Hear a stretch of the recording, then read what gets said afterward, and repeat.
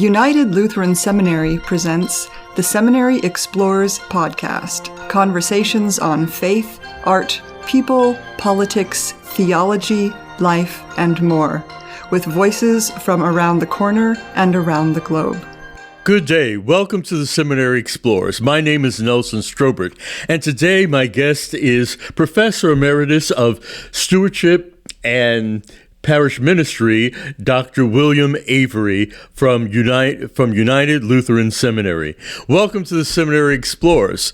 Thank you. Yeah, although I should say to our listening audience, you're no stranger to this program, but we're glad to have you here again. Thank you. Yeah. Today, at least I asked you to look at and reflect on the past year's top stories in religion for you in 2023. And so I'm going to ask you, to identify your topics and in terms of your concerns, and then we'll go into in depth onto each of them. Okay? Sounds good. Okay. What do you think and what do you feel are the top stories from the past year? Yes, I think everyone's top story has to be Hamas's brutal terror attack in Israel and Israel's escalating military response. That would be number one. Okay. For me, number two would be the exodus of people from churches, especially younger generations. Now, this exodus has been going on since 1960, but it's become an avalanche in the last few years. And number three is the kind of subset of that, clergy burnout because of the lack of collaboration between pastor and congregation working together. So those are my three. Okay, well, you've given us a lot to talk about. So I'd like to go back to your first issue, and that is Hamas and the brutality that has taken place in the Middle East. Okay. Could you, well, for our listening audience, how did this begin? Well, it goes back to the beginning of the Bible, as we know. Israel, or Jews' tension with their Canaanite neighbors, who are the Palestinians now, go from the beginning of the Bible, from Abraham on. It got changed when Islam became an international religion in the 700s AD.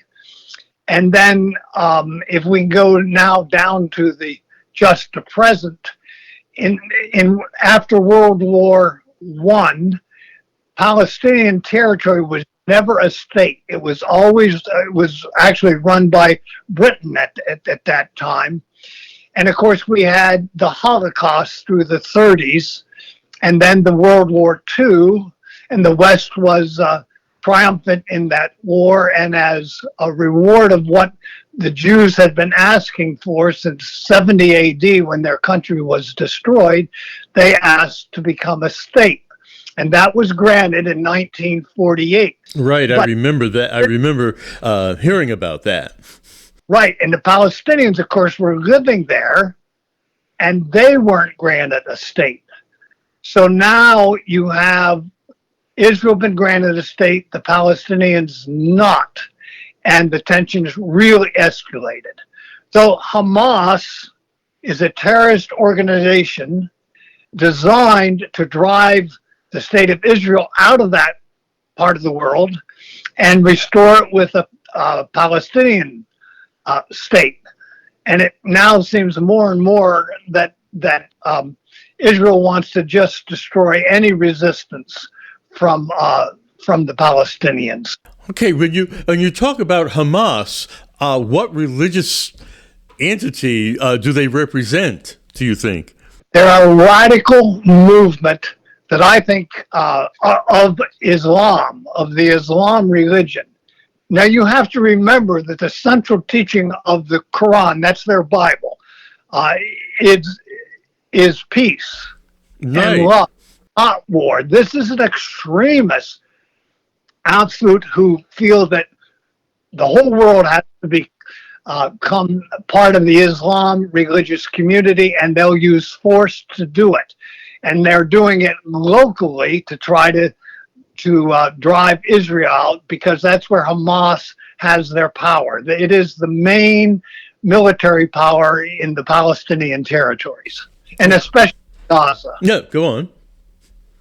Okay, Gaza is just a little territory of 20 miles long and a little over 6 miles wide. But now this has escalated because to the West Bank, and now I just read this morning that Israel has sent a military attack into Lebanon. So it's engulfing more and more of the whole Middle East. And, you know, since each one wants to destroy the other, this idea of two states in this territory is anathema. It's to both parties. Yeah, and that, well, I've heard about, you know, the how do I put it, the desire for the two-state resolution to this, and yet no side seems to be advocating that or settling for that, and it seems to me that becomes a very frustrating international problem. I have no solution. As I said, the animosity goes back thousands upon thousands upon thousands of years. It takes a mind and an emotion and a spirit greater than mine to think of a peaceful solution. Right. The other thing that comes to mind for me is that I think in the past, I mean, there have been many people who have been pro-Israel. That's a general statement, I know. But it seems to me that with this conflict, it seems to be a shift in the views of the general public towards Israel. Am I just guessing this, or is there something, or might you say something different?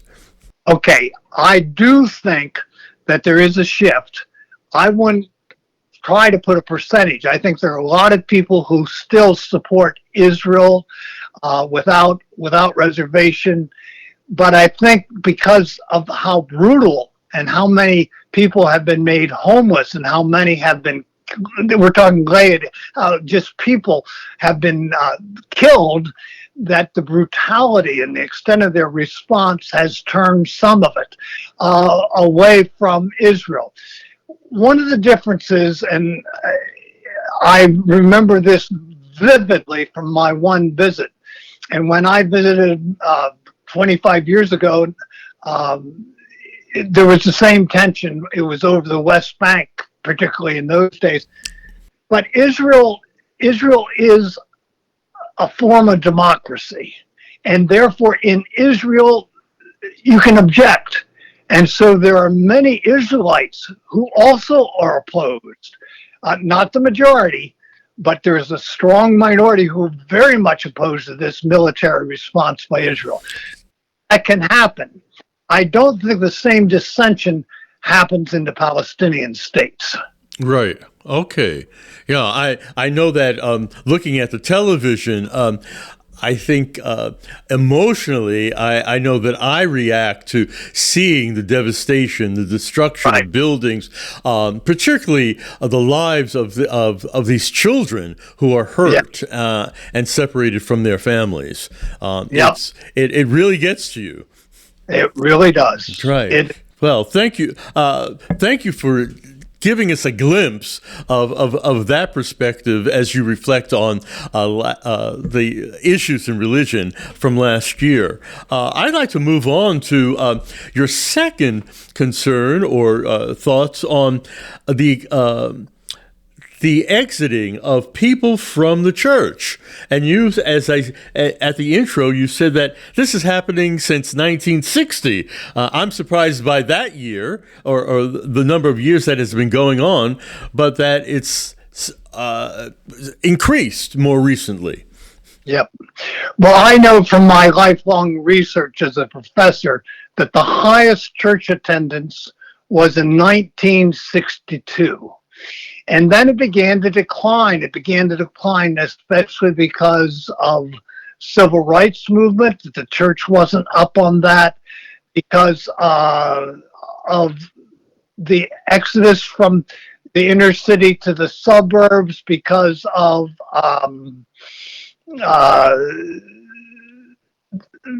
even ecology. That the church was in the past. It wasn't leading. It wasn't where the people were. And so the exodus started in the 60s, but it kind of just trickled down, and particularly in the evangelical churches, who actually increased during the early part of this, while the tradition. But now all churches are in decline, especially among its young people. And I think I know some of the factors, although it's very complex. Yeah, please explain, or please expand on that. I'm anxious to hear. Well, I think there's a greater value on individualism over on being your authentic self, and they desire personal freedom. I think there's a huge growth in spirituality, but apart from religion. It's a spirituality that's individualized to match this personal freedom, and it doesn't include going to church. I think it's an increasing conviction that you can be good without being religious. I can go on if you want to. Well, you said that this spirituality, there's been an increase in spirituality, but right. What form does that take? Or is there a form? We had a name. We used someone's name for it. I won't mention the name right now. Okay. It could be Jane. It could be John. It's their own individual spirituality, which they develop on their own without being prodded from the church, without being prodded by the rules, the laws, the sins, and so forth. They can form it on their own, and it's very individual. And I know many people like that. One of the people I know, for example, never goes to church, but she will tell you how spiritual, this happens to be a woman, but it could be a man, how spiritual she is, and she does. And you can see private signs of her spirituality, but she joins no Bible study group, no church, nothing like that, because she's so focused on it has to fit me and not be satisfied her. So, I understand that piece, but it also says that the church will continue to decline because if young families are into this individualism, which means that they transfer that, transfer that onto their children. Right, exactly. And, just going around churches as I have for the last generation and a half, I'm amazed at how many churches have absolutely no children. Absolutely none. And that means no parent age. It's all us gray folks, gray-haired folks, with our walkers and our problems. Exactly. And I've supplied a few places in the past year, and I've also heard from friends in other congregations outside of Pennsylvania, and the concern is there are no children. They're, at worship, some places will have a children's sermon or children's time, and there are very few, if any, children present. Exactly. And this is not, we think of it as just in context of the United States, but this is a worldwide issue. Participation in any religious activity is declining rapidly all across the globe. Indeed, indeed. I know from my travels in France and in Germany, I saw, as you said, senior citizens at worship, but not the children, not the young people, and not the babies. Right. France and Germany are two classic illustrations of churches that are in the steepest decline in attendance. So it's not just the United States, it's worldwide. Right. And I think it's helpful to those in the United States to know that this is not just located in our hemisphere and our northern hemisphere, but that this is a global issue. Right. Exactly. Okay. I want to push us to your third issue in terms of religion in the past year, and that is, you mentioned clergy burnout. Right. And that is to say that many pastors are finding great difficulty getting cooperative working with the lay people and them. And it becomes much less satisfied because people are busy. Volunteerism, particularly among young people, is down. And in fact, the statistic, this comes from a research organization called Barna, is that 40%, which is a huge amount of the clergy today, are in danger of burnout. 40%. And just to show you why I'm listing this today, their research shows in 2015, at least 72% of the pastors thought they were very satisfied with their work. In 7 years to 2022, it's dropped to 52%. This 20% drop in just 7 years is huge. Yeah, but what do you attribute this decline? Well, I think there's more conflict in congregations. I just think the escalation in extremism in all facets of life is a very, very, very important aspect of this change. I mean, we have extremism in everything that we didn't have. Right. Politically, in our daily life, in our congregations. One concrete example. I think it was in 1982, President Ronald Reagan was shot. Right. And his chief political foe, Tip O'Neill, who was head of the House of Representatives, they were political foes from ever, but they were such good friends that Tip O'Neill rushed to the hospital, and President Reagan was much more seriously injured than we were led to believe, and prayed and read Bible with Ronald Reagan. I don't see that happening today, and the things that are happening right now politically, but that also is reflected in all other aspects of life, including the church. And it makes it harder for pastors to work. Well, with this issue growing, it seems to me that in terms of people feeling called to public ministry as pastors or deacons or diaconal ministers, that we're going to see a decline in seminary education. We've already seen it, and you know this better than I, so I don't know why I'm answering this question, because you know as much about it as I do. But yes, fewer and fewer people are entering ordained ministry, and as I said, it's the younger pastors and the women who especially are questioning their calls more and leaving their calls more frequently for other occupations. Okay. Well, on that note, what do you see as the hope as we are into this new year?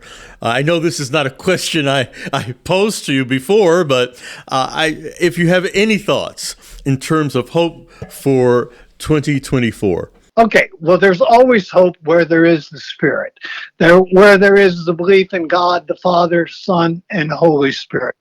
And there are numerous examples of exceptions to that rule. I don't think I want to mention specific congregations, but you and I belong to a congregation that is an exception to that rule, that is growing. True. With young people, that is teeming with openness and love. And there are many of them. And that's where our hope is, that with the Holy Spirit, we're never dead. There's always the new day. And there'll always be these pastors and these lay people leading it. And that always gives me hope. Wow, that's on that note, it's been a pleasure to hear you say that we always live in hope, and hopefully for our listening audience that as we enter this new year, and or as we're engaged in this new year, that we look forward to seeing more signs of hope as we live out our daily God-given lives. I want to thank you, Dr. Avery, for sharing your insights into the concerns that you saw for the past year in religion, and we hope that we'll hear from you again. Thank you very much. For the Seminary Explorers, this is Nelson Strobert. My guest today has been Dr. William Avery, Professor Emeritus of Stewardship and Parish Ministry of United Lutheran Seminary. Have a good day. You have been listening to The Seminary Explorers, a production of United Lutheran Seminary with campuses in Gettysburg, Pennsylvania and Philadelphia, Pennsylvania. We invite you to visit our website at unitedlutheranseminary.edu. All opinions expressed on this program are not necessarily those of United Lutheran Seminary or the Evangelical Lutheran Church in America.